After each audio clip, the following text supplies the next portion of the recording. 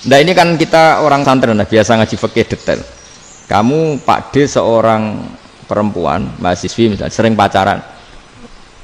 Setiap ke situ sama pacarnya kamu diam saja. Padahal kamu dosen keislaman. Mesti pamanaan kamu nyimpulkan ternyata pacaran itu tidak apa-apa. Buktinya Pak D itu tidak negur, menengahi.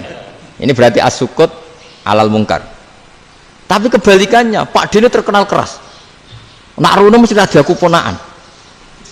Akhirnya ora runo. Mesti ngerti nak mesti diamuk. Nah, dua orang ini sama-sama gagal kan? Yang lunak menjadikan ponaannya pacaran terus karena enggak negur sehingga dikira membolehkan. Sing keras juga enggak sempat bina wong rono era wani. Akhirnya dua orang ini sama-sama enggak ketemu, sama-sama enggak berkesempatan membina kan? Gagal membina kan? Karena yang keras ponaannya enggak pernah situ, berarti enggak bisa bina kan? Yang lunak membiarkan berarti juga ada bina. Nah Islam itu antara dua itu, ya agak terlalu lunak, nggak terlalu keras. Karena kalau terlalu keras, misalnya ada kiai terlalu keras, lu masyarakat mau tanya itu gimana? Lari kan? Lu saya ini punya pengalaman pribadi. Saya ini kan kecelok orang alim. Itu kalau pernah ya saya itu berusaha ya pokoknya ya umumnya orang alim lah, tenang terus anteng, nggak gejlok-gejlokan. Itu tidak ada yang tanya. Saya mimpi ketemu beberapa ulama itu disalahkan. Terus umat saya kalau mau tanya itu ke siapa? Wong alim wis wibawa, meneng tambah banget wibawane. Kalau Quran sering gojlok rektor macam-macam. Terus wong wanita kok saya biasa ke pasar pandangan dicegot orang. Gus, putri saya itu sering keluar darah tapi melebihi batas haid gini-gini. Kalau badhe sowan jenengan, gak usah sowan ning kene mbek ngadeg-ngadegan. Terus tanya, yang haid berapa hari, Gus? Ya supaya rudat ilal adat sebelum dia punya penyakit istighadah itu berapa? 6 hari ya sudah, kembali 6 hari lainnya mustaghadah, tetap sholat tetap normal. Tapi kalau sawi bawa moro pasar go tasbih duwilu iku mesti wong salaman njaluk donga yakin. Tapi baru kayak rada uraan ketemu wong-wong, dol pening ndi? Mak pening ndi? Gus beneran Gus ketemu jenengan kula wingi badhe tuwa kok. Akhirnya tanya. Jadi uraanku itu amdan. Lha nek sampean asli, iki asli uraan.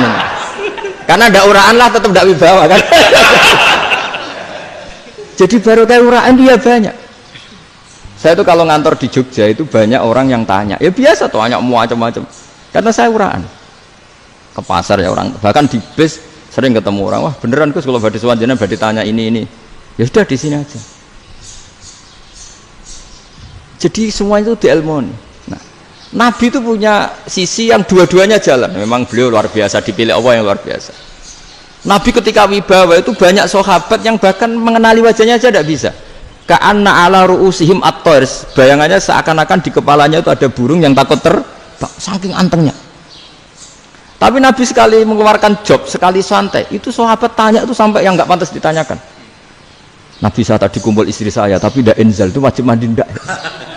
Aro'aita law anna ahadana ya'ti imro'atahu walam yunzil. Itu ya ditanyakan. Nabi pun kumpul itu betul saged inzal sepundi. Guys betul kayak gitu. Terus ya ada yang tanya macam-macam. Ya saking ada sahabat dipanggil Nabi tambah lari, dipanggil lagi tambah lari. Panjenengan nyeluk, oh pas kula kumpul bojo kula. Lah kula kuwatir jenengan orang suci, saya belum mandi, makanya saya lari. Nabi ngendikan inamal mukmin thahir, ya nak masalah ketemu kiai ra apa-apa ijek junub. Penting kok nak salat ya adus sik. Tapi Nabi sekali pakai mazahirul jalal, tapi pakai wibawanya, itu orang enggak berani ngomong. Tapi sekali Nabi relax, itu orang bisa tanya apa saja, termasuk halal yang enggak pantas. Loh, ada sahabat itu tanya lucu, tanya Maimunah. Maimunah itu ya cantik tapi sudah agak tua lah. Maimunah, ya umal mukminin, hukumnya ngambung bojo pas Ramadan piye? Wah gak roh aku, gak tahu diambung kan Nabi pas Ramadan. Tanya Saudah, wah malah orang arah diambung kalau Saudah itu kan wis tuwa itu. Lucunya istrinya jawab, tanya Aisyah yang mungkin Nabi, iya yang mungkin tanya Aisyah. Itu yang usulnya istrinya Nabi Maimunah. Selalu Aisyah, tanya be Aisyah. Ya Amirul ya umal mukminin gini-gini. Wah Aisyah yang cantik masih perawan kan. Qabbalani Rasulullah bahwa oh Nabi biasa ngambung-ngambung pas Ramadan dan beliau tetap puasa. Akhirnya fakih ngarang kan wa takbil fi Ramadan wa tublah la tubtilu shauma ngambung ora. Iku udah biasa di sini. Ya nasi bojone ayu. Nah ini artinya seasik itu. Jadi garwane Nabi sing ngrasa serodok tuwa. Wah, aku ora tahu. Kok isa. Serilek itu dulu itu. Maksudnya orang-orang Islam pertentangan itu. Maksudnya ini ya balik semua ini bedanya orang pesantren sama orang kampus. Kalau orang kampus mau cerita agama itu rahmatan lil alamin, tapi nyontokno rileke ora iso. Agama itu rilek, tapi nyontokno rileke ora iso. Mergo ora pati ngaji. Contohnya ora iso, tapi mau gawe kaidah Islam itu rahmatan. Jadi Nabi itu lah, Allah juga gitu. Allah itu kalau sudah memperlihatkan madzahirul jalal, itu mbok malaikat Jibril rawani. Ketika Allah dengan madzahirul jalal. Tapi kalau Allah dengan madzahirul jamal, madzahirul apa? Jamal. Iku ya gojok-gojok kan ambek makhluk gojok. Ya buli-bulian cara sakniki. Ya sampean delok ning hadis syafaat itu, akhiru man dakhalal jannah atau akhiru man kharaja minan nar, itu di beberapa judul. Ada seorang rojul yang ahli neraka ya, dintas mbek pangeran terus ditudono swarga. Gusti, swarga ngiler tok ora wong wayu, roh wis ngiler tok. Ngerjaluk Gusti mosok roh tok ora oleh mlebu. Jarimu asal mlebu metu kon neraka ora jaluk-jaluk meneh. Sumpah lho ya, gak jaluk apa-apa meneh. Mboten Gusti. Sekali saya keluar dari neraka ndak akan minta apa-apa lagi. Wis. Wallahi, wallahi. La as'alu ghairaha.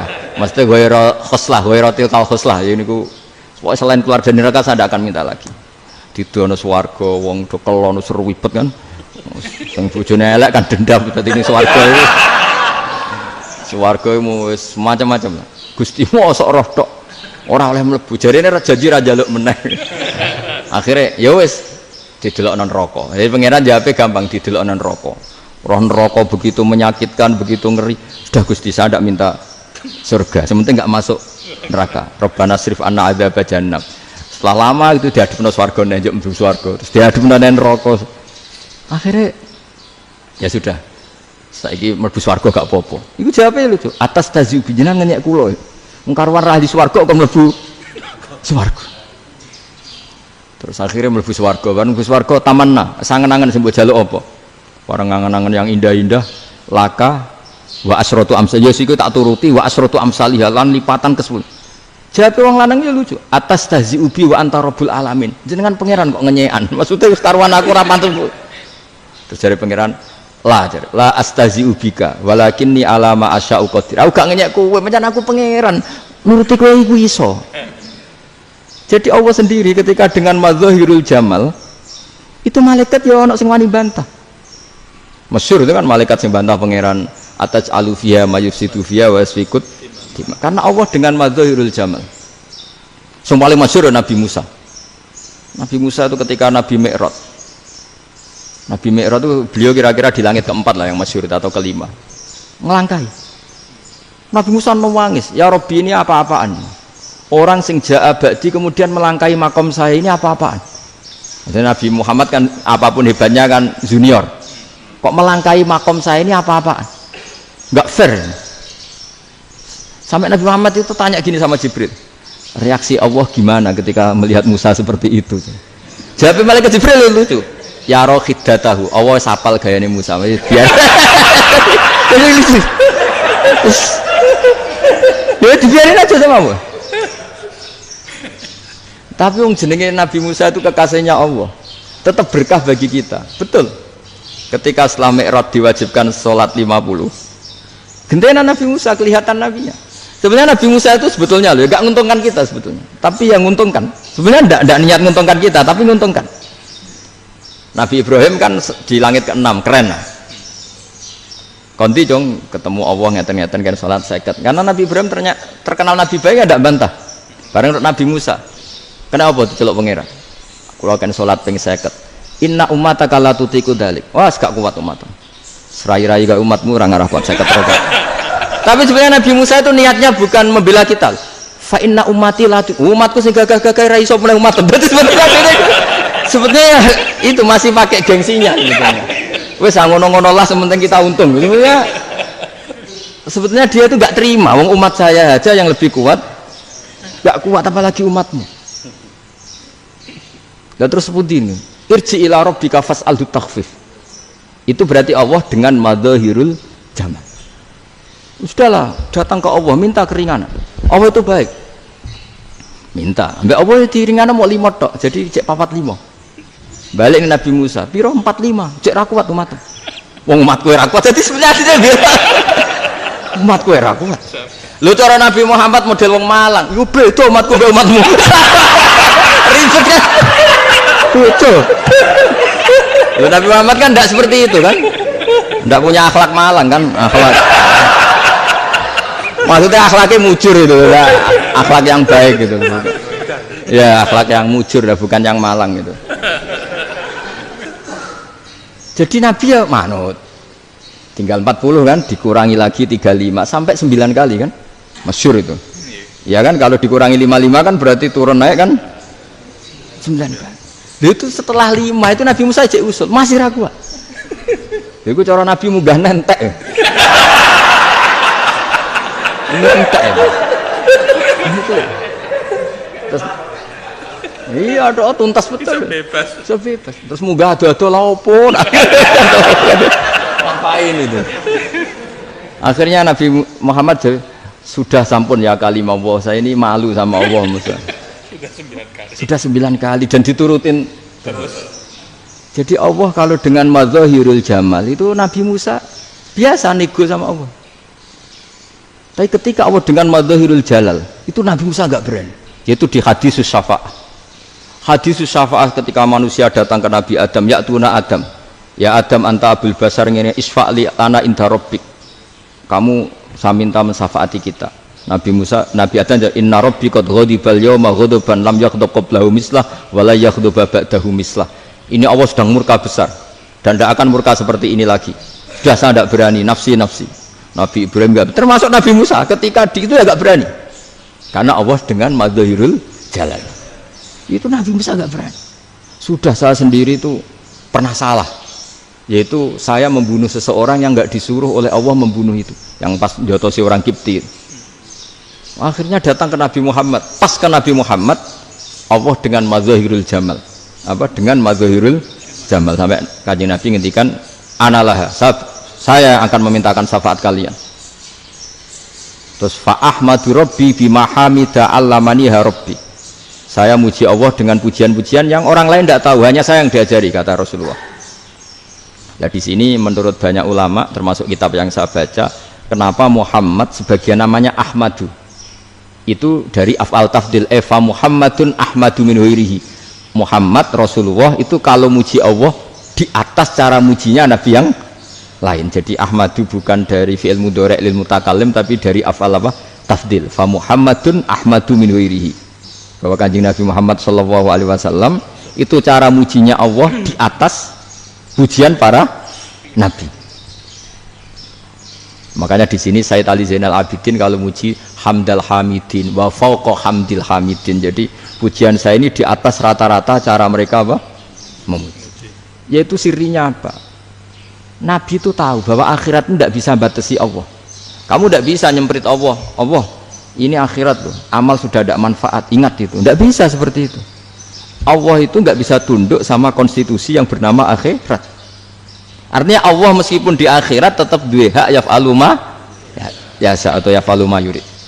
Nggak bisa kamu terus wah ini akhirat amal ra iso dikirim wong mati, amal ra iso dikirim. Yo pangeran kok mbok atur. Kalau kita yang mengirimkan tidak bisa, tapi kalau Allah tetap bisa. Makanya ada kiai mengatakan kodok qadar ra iso dirubah, itu kamu.